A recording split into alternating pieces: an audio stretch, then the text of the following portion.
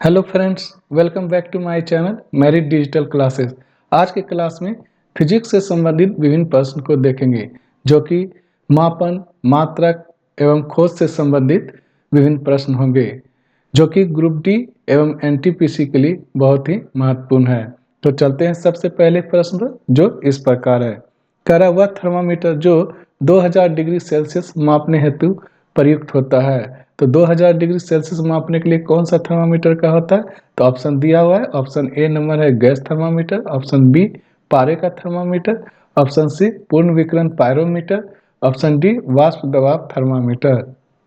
तो 2000 degree Celsius मापने के लिए पूर्ण विकिरण पायरोमीटर का प्रयोग होता है। तो ऑप्शन नंबर सी जो है मेरा राइट आंसर है।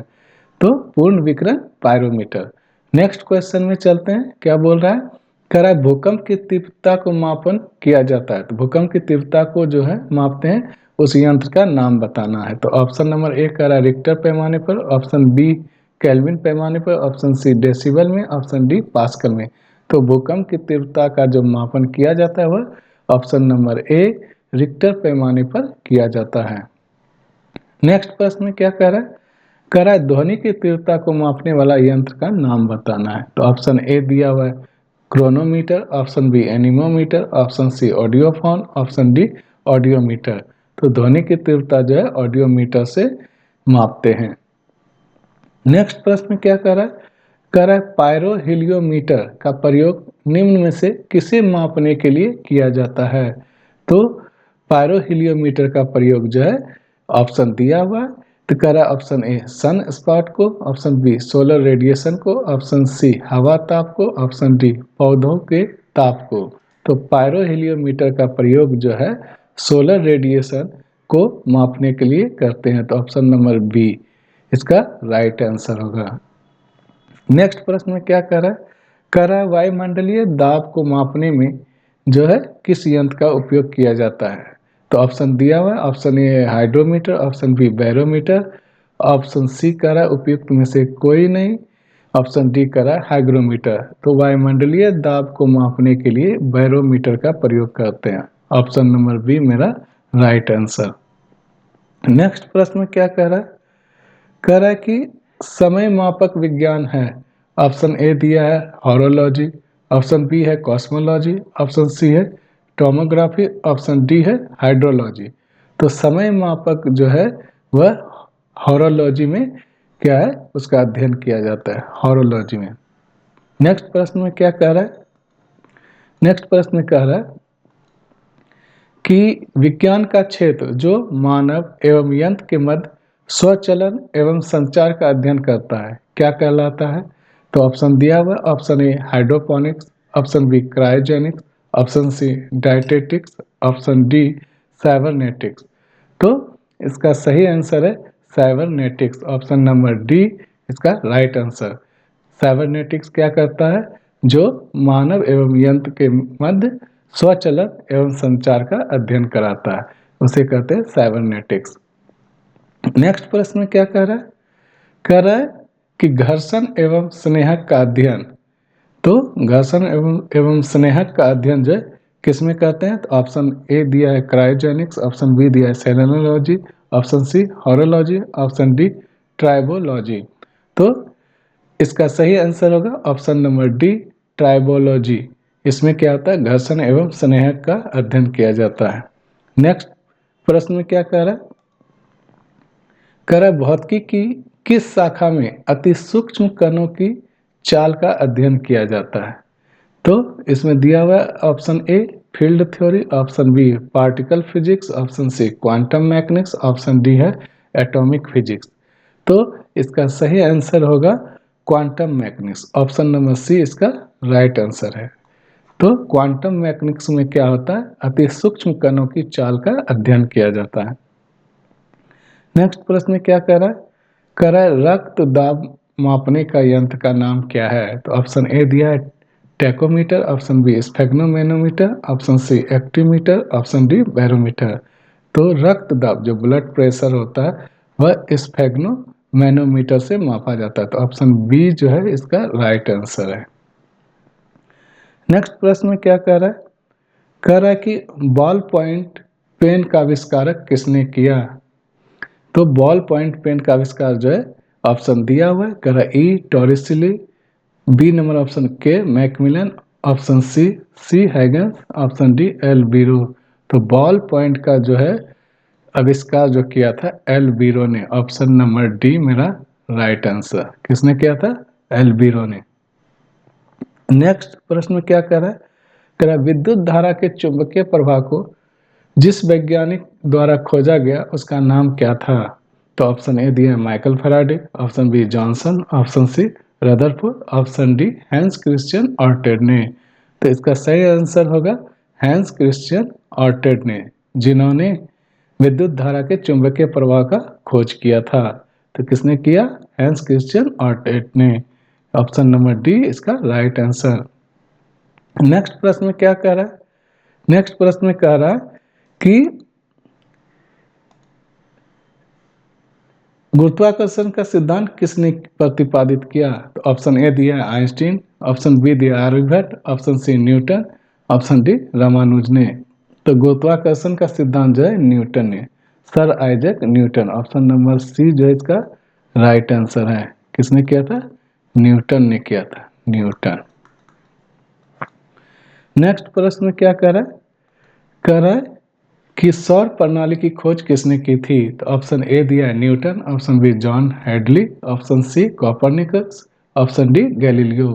तो सौर प्रणाली की खोज जो है कोपरनिकस ने किया था। तो ऑप्शन सी इसका राइट आंसर है। नेक्स्ट प्रश्न में क्या बोल रहा है? कह रहा है कि बिजली के बल्ब का आविष्कार 1879 में किसने किया था? तो ऑप्शन ए दिया Michael Faraday, option B Louis Pasteur, option C A G Bell, option D Thomas Alva Edison ने। तो बिजली बल्ब का आविष्कार जो है थॉमस अल्वा एडिसन ने किया था। किसने किया था? थॉमस अल्वा एडिसन ने बिजली का बल्ब का खोज किया था। कब किया था? 1879 में। नेक्स्ट प्रश्न में क्या कह रहा है? कह रहा है फाउंटेन पेन के आविष्कारक कौन थे? तो ऑप्शन ए दिया हुआ है वाटरमैन, ऑप्शन बी दिया है Parker, option C Chelpark, option D Sheaffer. तो फाउंटेन पेन का आविष्कारक किया था वाटरमैन ने। ऑप्शन नंबर ए इसका राइट आंसर है। किसने किया था? वाटरमैन ने। नेक्स्ट प्रश्न में क्या कह रहा है? कह रहा है विश्व की विशालतम दूरबीन कौन सी है? Option A Galileo, option B Ice Cube, option C Discovery, option D Challenger. तो इसका सही आंसर होगा ऑप्शन बी आइस क्यूब, विश्व का विशालतम दूरबीन है। नेक्स्ट प्रश्न में क्या कह रहा है? कह रहा है कि अल्बर्ट आइंस्टीन कौन सा वाद्य यंत्र बजाने में निपुण था? तो अल्बर्ट आइंस्टीन जो है ऑप्शन दिया हुआ है कि कौन सा? तो ऑप्शन ए है गिटार, ऑप्शन बी बांसुरी, option C violin, option D sitar. तो आइंस्टीन कौन सा वाद्य यंत्र बजाते थे? तो ऑप्शन नंबर सी वायलिन इसका राइट आंसर है। नेक्स्ट प्रश्न में क्या कह रहा है? नेक्स्ट प्रश्न में कह रहा है कि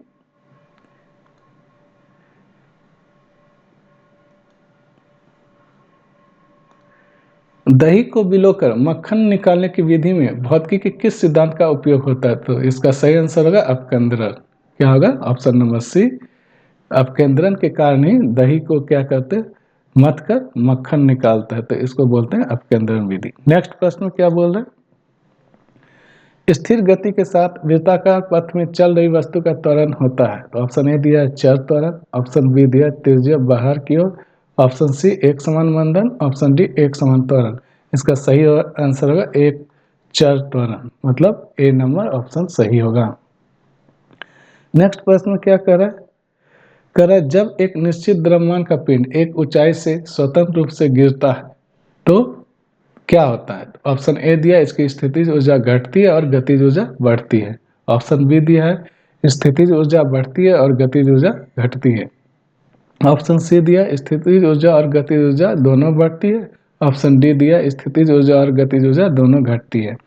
तो जब एक निश्चित द्रव्यमान का पिंड एक ऊंचाई से स्वतंत्र रूप से गिरती है तो इसकी स्थितिज ऊर्जा घटती है और गतिज ऊर्जा बढ़ती है। ऑप्शन नंबर ए इसका सही आंसर होगा। नेक्स्ट प्रश्न में क्या बोल रहा है? नेक्स्ट प्रश्न में कह रहा है कि जब एक बस अचानक चलना शुरू करती है तो बस के अंदर बैठे यात्रियों को पीछे की तरफ धक्का लगता है। तो यह उदाहरण जो है न्यूटन के किस नियम को दर्शाता है? ऑप्शन ए दिया हुआ है न्यूटन का गति का पहला नियम, ऑप्शन बी दिया है न्यूटन का गति का दूसरा नियम, ऑप्शन सी दिया है न्यूटन का गति का तीसरा नियम, ऑप्शन डी इनमें से कोई नहीं। तो क्या बोल रहा है कि जब एक बस अचानक शुरू होता है तो बस के अंदर बैठे यात्री पीछे की तरफ क्या होता है? धक्का लगता है। तो न्यूटन का यह पहला गति का नियम जो है इसमें लागू होता है। तो न्यूटन का गति का पहला नियम, ऑप्शन नंबर ए इसका राइट आंसर। नेक्स्ट प्रश्न क्या बोल रहे हैं? करा रॉकेट के किसके संरक्षण के सिद्धांत पर कार्य करती है? तो रॉकेट जो है किस संरक्षण के सिद्धांत पर कार्य करता है? तो दिया हुआ है ऑप्शन द्रव्यमान, ऑप्शन बी ऊर्जा, ऑप्शन सी वेग, ऑप्शन डी संवेग। तो रॉकेट जो है संवेग संरक्षण के सिद्धांत पे काम करता है। इसका सही आंसर क्या हो जाएगा? Option number D. नेक्स्ट प्रश्न क्या बोल रहा है? करा झूले पर बैठे लड़के की गति होती है। तो ऑप्शन दिया हुआ एक समान, ऑप्शन बी वृत्तीय, ऑप्शन सी असमान, ऑप्शन डी आवृत्ति। तो झूले पर बैठे लड़के की गति जो होता है वह आवृत्ति गति होती है, ऑप्शन नंबर डी इसका राइट आंसर। नेक्स्ट प्रश्न क्या बोल रहा है? नेक्स्ट प्रश्न कह रहा है कि निम्नलिखित में से किस जोड़े की दिशा हमेशा एक समान होती है? तो ऑप्शन दिया बल और वेग, ऑप्शन बी दिया है बल त्वरण, ऑप्शन सी दिया है बल बल, दिया है ऑप्शन डी बल वेग। तो इसका सही आंसर होगा बल और त्वरण, ऑप्शन नंबर बी जो है इसका राइट आंसर होगा। बल और त्वरण की दिशा हमेशा क्या होता है? एक समान होता है। नेक्स्ट प्रश्न क्या बोल रहा है? नेक्स्ट प्रश्न कह रहा है डेयरी में प्रयोग किए जाने वाले दूध से क्रीम को अलग करने की प्रक्रिया क्या कहलाती है? तो ऑप्शन ए दिया हुआ है डिक्टेशन, ऑप्शन बी आंशिक आसवन, ऑप्शन सी अपकेंद्रण, ऑप्शन डी क्रिस्टलीकरण। तो इसका सही आंसर होगा अपकेंद्रीकरण, सी नंबर ऑप्शन इसका राइट आंसर। दूध से क्रीम निकालने की प्रक्रिया क्या कहलाती है? अपकेंद्रीकरण।